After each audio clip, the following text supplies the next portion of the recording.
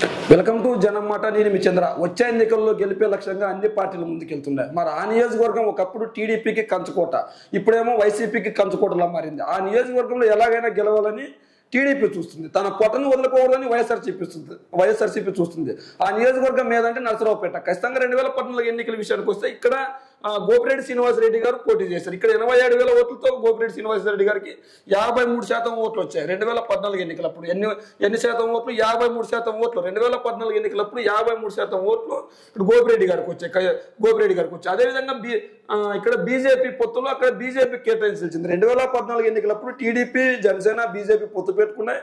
ఈ నేపథ్యంలో అక్కడ బీజేపీకి సీటు కేటాయించాల్సి వచ్చింది. బీజేపీకి సీటు కేటాయించాల్సి వస్తే ఇక్కడ వెంకట్రావు గారు బీజేపీ తరపు నుంచి పోటీ చేశారు. వెంకట్రావు గారు బీజేపీ తరపు నుంచి పోటీ చేస్తే 43% ఓట్లు వచ్చాయి. 43% ఓట్లు వస్తే ఇక్కడ ఖచ్చితంగా 10% ఓట్లతో ఆ రోజు వైఎస్ఆర్ కాంగ్రెస్ పార్టీ అభ్యర్థి గోపిరెడ్డి శ్రీనివాసరెడ్డి గారు ఘన విజయం సాధించారు. ఈ నియోజకవర్గం ఒకప్పుడు ఖచ్చితంగా గొడవలకి మారిపోయారు, అదేవిధంగా ఇంకో దానికి మారిపోయారు అని చెప్పుకుంటారు. ఫ్యాక్షనిస్ట్ కావచ్చు, లేదంటే కొట్లాటకు కావచ్చు, ఇంకో దానికి కానీ మారిపోయారు అని చెప్పుకొచ్చారు. అదేవిధంగా మరి 2019 ఎన్నికల్లో కావచ్చు, 2014 ఎన్నికల్లో కావచ్చు, వీటన్నిటిని స్వప్తి చెప్పి ఖచ్చితంగా అభివృద్ధికి మారిపోయారుగా నడుస్తుంది. ఎందుకంటే ఆ రోజు 2014 ఎన్నికలప్పుడు వైఎస్ఆర్ కాంగ్రెస్ పార్టీ తరఫున గోపిరెడ్డి శ్రీనివాసరెడ్డి గెలుపొందిన తర్వాత ఖచ్చితంగా వీటన్నిటికీ స్వప్తి చెప్పి సమమైన రాజకీయాలకి తెరలేపారు. అదేవిధంగా 2019 ఎన్నికల విషయానికి వస్తే ఇక్కడ టీడీపీ, జనసేన, వైఎస్ఆర్సీపీ 3 పార్టీలు పోటీ పడ్డాయి. ఈ 3 పార్టీలు పోటీ పడిన నేపథ్యంలో ఖచ్చితంగా గెలుపోవటంలో ఎలా ఉంటాయి, ఏం కథ అంటే 2019 ఎన్నికల్లో ఖచ్చితంగా ఎవరు గెలిచారు అంటే అప్పుడు కూడా వైఎస్ఆర్సీపీనే. 3 పార్టీలు పోటీ చేసిన నేపథ్యంలో వైఎస్ఆర్సీపీ గెలిచింది. ఏ విధంగా చూద్దాం మనం ఒకసారి. అంటే ఖచ్చితంగా ఇక్కడ మనం చూసుకోవచ్చు. వైఎస్ఆర్సీపీ సేమ్ 2014 ఎన్నికల్లో ఎవరైతే గెలిచారో అదే అభ్యర్థి ఇక్కడ పోటీలో నిల్చున్నారు.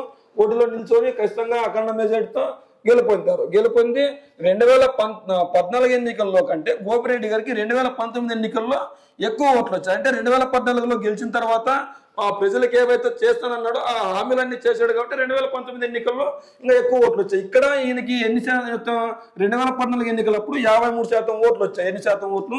53% ఓట్లు వచ్చాయి గోపి గారికి. 53% వస్తే అదే 2019 ఎన్నికల విషయానికి వస్తే ఇక్కడ 55% ఓట్లు వచ్చాయి. అంటే 2% ఓటు శాతం పెంచుకున్నాడు గోపి గారు. అంటే 2% శాతం ఓట్లు పెంచుకున్నారు. అదేవిధంగా ఇక్కడ అరవింద్ బాబు గారు టీడీపీ తరఫున నుంచి పోటీలో ఉన్నారు. ఇక్కడ ఈయనకి 37% ఓట్లు వచ్చాయి. 37% అంటే గతంలో కంటే 6% ఓట్లు తగ్గాయి. 6% ఓట్లు తగ్గాయి. అంటే వీళ్ళు అనుకున్నది ఏంటంటే మాక్సిమం ఈ 6% ఓట్లు కూడా ఖచ్చితంగా జనసేనకి వెళ్ళిపోయి ఈ ఓట్లు చీలింది టీడీపీ ఓట్లే, వైఎస్ఆర్సీపీ ఓట్లు చీలలేదు అనుకుంటారు. మరి వైఎస్ఆర్సీపీ ఓట్లు చీలలేదు అనుకున్నా కూడా ఈయనకి 55%, 53% 2014 ఎన్నికల్లో వస్తే 2019 ఎన్నికల విషయానికి వచ్చేసరికి 55% వచ్చాయి. మరి 2014లో ఏవైతే అక్కడ స్థానిక ఎమ్మెల్యే ఇచ్చాడో, ఖచ్చితంగా ప్రజల మనిషిగా తిరిగాడో, ఆ నేపథ్యంలో ఖచ్చితంగా ఆయన మంచి వ్యక్తి, ఖచ్చితంగా మళ్ళా గెలిపించుకోవాలని చెప్పేసి వైఎస్ఆర్సీపీ అభ్యర్థి అయిన గోపి గారికి గతంలో పడిన ఓట్ల కంటే ఎక్కువ ఓట్లు పడ్డాయి. ఎన్ని ఓట్లు? 52% నుంచి 55%. అంటే దాదాపు 53% నుంచి 55%, దాదాపు 2% ఓట్లు ఎక్కువ వచ్చాయి. మరి ఈ నేపథ్యంలో 2019 ఎన్నికల విషయానికి వస్తే ఖచ్చితంగా 2014, 2019 ఎన్నికలు ఇట్లుంటే 2024 ఎన్నికలు నువ్వా నేనా అన్నట్లు ఉన్నారనమాట. ఒకరేమో హ్యాట్రిక్ కోసం ప్రయత్నిస్తున్నారు. ఎవరు? గోపిరెడ్డి శ్రీనివాసరెడ్డి గారు మళ్ళా ఎట్లయినా హ్యాట్రిక్ సాధించాలి, 3వ ఘన విజయం సాధించాలని చెప్పేసి ఆయన ప్రయత్నిస్తున్నారు. అదేవిధంగా 2024లో ఎలాగైనా టీడీపీ జెండా ఎగరవేయాలి, ఖచ్చితంగా అక్కడ మళ్ళా ఖాతా తెరవాలి. అది ఒకప్పుడు టీడీపీకి కంచుకోటగా ఉంది. ఆ తర్వాత అనివార్య కారణాల వల్ల ఆ సీటును ఖచ్చితంగా టీడీపీ కోల్పోయి వైఎస్ఆర్సీపీ కంచుకోటగా మార్చుకుంది. ఈ నేపథ్యంలో వైఎస్ఆర్సీపీ జెండా ఎగరకుండా ఖచ్చితంగా అక్కడ టీడీపీ జెండా ఎగరవేయాలని టీడీపీ ప్రయత్నిస్తుంది. ఏదేమైనప్పటికీ ఖచ్చితంగా అక్కడ ఎవరు గెలుస్తారు, ఎవరు ఓడతారు అంటే మనం ఖచ్చితంగా ఒకసారి మనం చూసుకోవచ్చు. ఏదైతే ఉందో ఇక్కడ 5 సార్లు ఇద్దరు డాక్టర్లు పోటీలో ఉన్నారు అనమాట. ఎవరు? 2019 ఎన్నికల్లో ఇద్దరు డాక్టర్లు ఇక్కడ పోటీలో ఉన్నారు. 2019 ఎన్నికల్లో ఇద్దరు అభ్యర్థులు డాక్టర్లు ఇక్కడ. అంటే ఇక్కడ ఖచ్చితంగా వైఎస్ఆర్సీపీ కావచ్చు, టీడీపీ కావచ్చు, ఇద్దరు చదువుకున్న వ్యక్తులకి, ప్రజాసేవ చేసే వ్యక్తులకి, ప్రజలకు అందుబాటులో ఉన్న వ్యక్తులకి టికెట్ ఇచ్చింది. గోపి గారు డాక్టర్, టీడీపీ అభ్యర్థి కూడా డాక్టర్. ఈ నేపథ్యంలో నువ్వా నేను అన్నట్లు ఉంటుంది అనుకుంటున్నాను. అయినప్పటికీ ఇక్కడ గెలిపేయడంలో ఎలా ఉంటాయంటే ఇక్కడ ఆల్రెడీ 2 సార్లు ఎమ్మెల్యేగా చేసి హ్యాట్రిక్ కోసం ప్రయత్నిస్తున్నారు. ఎవరు వైఎస్ఆర్సీపీ అభ్యర్థి 2 సార్లు ఎమ్మెల్యేగా చేశారు, 2 సార్లు ఎమ్మెల్యేగా చేసి 3వసారి హ్యాట్రిక్ కోసం పనిచేస్తున్నారు. ఇంకొకరు గెలుపు ఖచ్చితంగా గెలుచుకోవాలని ప్రయత్నిస్తున్నారు. ఖచ్చితంగా మరి గెలుపు ఖచ్చితంగా గెలుచుకోవాలనుకుంటే ఖచ్చితంగా సాధ్యమే అంటే చూద్దాం ఒకసారి. 1983 నుంచి 5 సార్లు టీడీపీ తరఫున కోడెల శివప్రసాద్ గారు పోటీ చేసి గెలుస్తూనే ఉన్నారు. ఆ కోడెల శివప్రసాద్ గారు ఎప్పుడైతే 1983 నుంచి దాదాపు 5 సార్లు కోడెల శివప్రసాద్ గారు గెలుస్తూనే ఉన్నారు. 2004, 2009లో కోడెల శివప్రసాద్ గారికి ఓటమి చెవి చూపించారు ఎవరు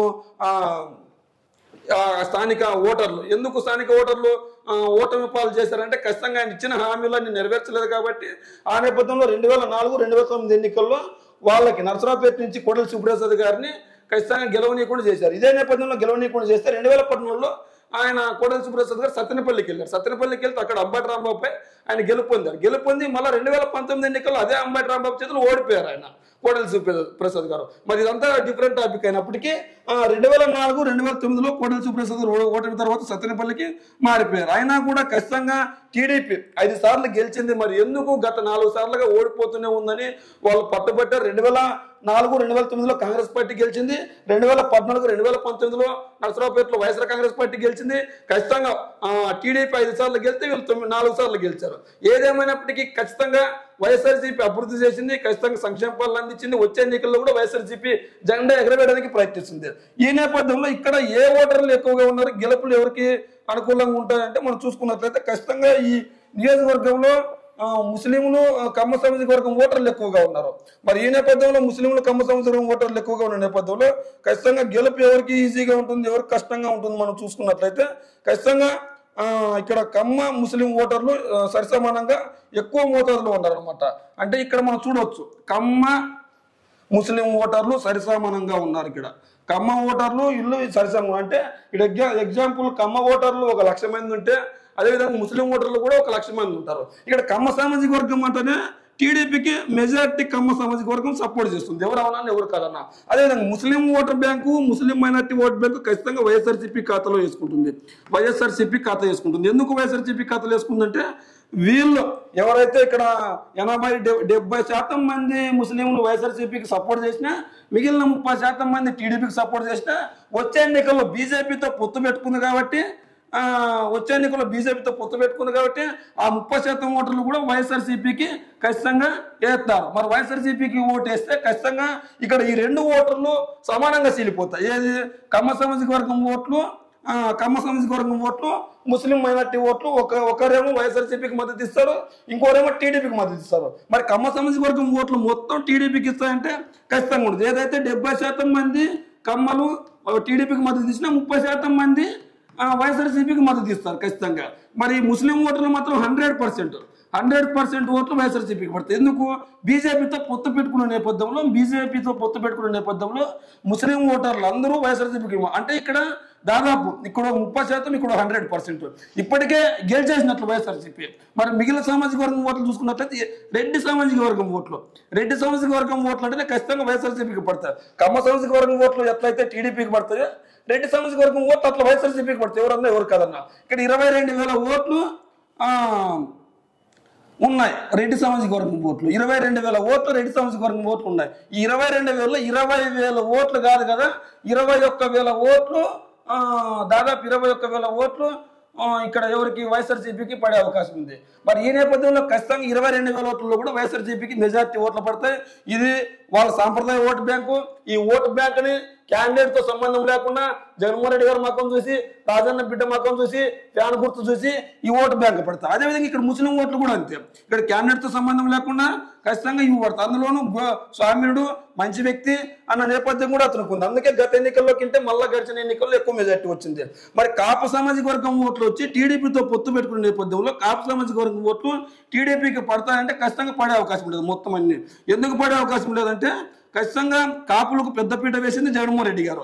ఏ విధంగా టీడీపీ జనసేనతో పొత్తు పెట్టుకునే నేపథ్యంలో ఖచ్చితంగా మా నాయకుడిని ముఖ్యమంత్రి చేసుకుందామని వాళ్ళు కోరుకున్న సందర్భంలో ఖచ్చితంగా మరి వాళ్ళు ముఖ్యమంత్రి సీట్ ఇవ్వము, ఖచ్చితంగా ముఖ్యమంత్రి చంద్రబాబు గారే ఉంటారు అన్న నేపథ్యంలో కాపు సామాజిక వర్గం ఓట్లు మెజార్టీ యువత జనసేన వైపు ఉన్నా కూడా ఎవరైతే వృద్ధులు వయస్కులు ఆలోచింప చేసే మైండ్ ఉంటుందో వాళ్ళందరూ వైఎస్ఆర్సీపీ వైపు ఉంటారు. అదేవిధంగా మాదిగా ఓట్లు 40,000 ఓట్లు ఉంటాయి, 35,000 ఓట్లు ఉన్నాయి. ఇక్కడ మాదిగా ఓట్లు 35,000, ఎస్సీ ఓట్లు 35,000 ఓట్లు ఉన్నాయి. ఈ 35,000 ఓట్లు కూడా వైఎస్ఆర్సీపీకి పడే ఓట్లు. అదేవిధంగా 22,000 ఓట్లు రెడ్డి సామాజిక వర్గం ఓట్లు, ఈ రెడ్డి సామాజిక వర్గం ఓట్లు. అదేవిధంగా ఇక్కడ కాపు ఓట్లు 10,000 పడతాయి అనుకున్నా కూడా ఇక్కడ 10,000 కాపులు. మరి వయసులు 20,000 అన్నప్పుడు ఖచ్చితంగా అక్కడ ఇక్కడ 50-50 ఉంటారు. వయసులు ఒక సగం మంది వైఎస్ఆర్సీపీ ఉంటే సగం మంది టీడీపీ ఉంటారు. అంటే ఇక్కడ 10,000 మళ్ళీ టీడీపీకి వైసీపీకి వస్తే ఒక 10,000 వైఎస్ఆర్సీపీకి పోతాయి. మరి ఇప్పుడు ఇక్కడ మనం చూసుకుంటే ఇక్కడ మనం ఏ ఓటర్లు కమ్మ ముస్లిం ఓటర్లు తీస్తే ఖచ్చితంగా ఎవరు గెలిచే అవకాశం ఉంటుందంటే ఇక్కడ ఖచ్చితంగా ఇక్కడే మనం చూసుకోవచ్చు 5, 5, 6, 7 అంటే ఇక్కడ 77,000 ఓట్లు. అంటే ఇక్కడ ఎవరైతే కమ్మ ముస్లిం ఓట్లు తీస్తే ఈ ఓట్ ఫ్యాక్టర్ ఎట్లుందో ఈ ఓట్లలోనే దాదాపు 77,000 ఓట్లు వైఎస్ఆర్సీపీకి ఖచ్చితంగా పడతాయి. 100, 10,000, 30, 100, ఇక్కడ 77,000 ఓట్లు వైఎస్ఆర్సీపీకి పడతాయి. అంటే ఖచ్చితంగా ఇక్కడ ముస్లిం ఓటర్లు ఉన్నారు, కమ్మ ఓటర్లు ఉన్నారు, వైసీపీకి మద్దతు తెలిసేసే వాళ్ళు ఉన్నారు. ముస్లిం ఓటర్లు బీజేపీకి మద్దతు అసలు తెలిపే అవకాశమే లేదు. మరి ఈ నేపథ్యంలో మళ్ళా నర్సరావుపేటలో వైఎస్ఆర్సీపీ జెండా ఎగరడం ఖాయం. ఇదొకటి అయితే ఖచ్చితంగా ఇక్కడ టీడీపీ వాళ్ళు సీట్ అడుగుతారో, మరి టీడీపీకి సీట్ దక్కుతుందో, బీజేపీకి సీట్ దక్కుతుందో, జనసేనకి సీట్ దక్కుతుందో తెలియదు. ఎందుకు బీజేపీ వాళ్ళు అడిగే అవకాశం ఉందంటే 2014 ఎన్నికల్లో కూడా ఇదే సీట్ బీజేపీ కేటాయించిన దాఖలాలు ఉన్నాయి. మరి 2014 ఎన్నికల్లో బీజేపీకి సీట్ కేటాయించినప్పుడు 2024 ఎన్నికల్లో కూడా బీజేపీ వాళ్ళు సీట్ అడిగే అవకాశం పుష్కలంగా ఉంది.